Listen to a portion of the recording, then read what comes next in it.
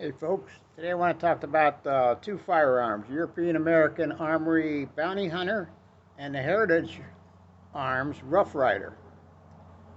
Got them both here. I want to show you what the warranty is all about on these boys. Here we got a Heritage Rough Rider that I purchased brand new. Came with a scratch on the barrel and the little tab here was broken. One phone call, they sent me a label. I send it back. Here's the repair order.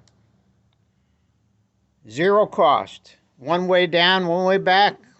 No cost. Came back in perfect condition.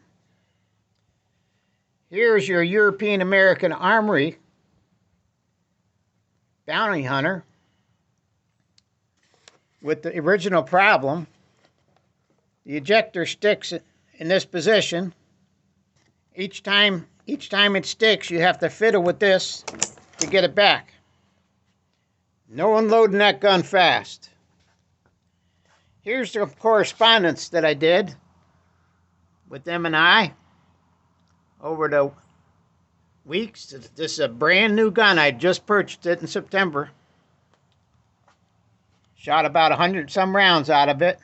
This whole piece fell right off the gun. They told me to put Loctite on this screw, which I did. It still didn't help the ejector, which still sticks after each round. You cannot unload this gun fast.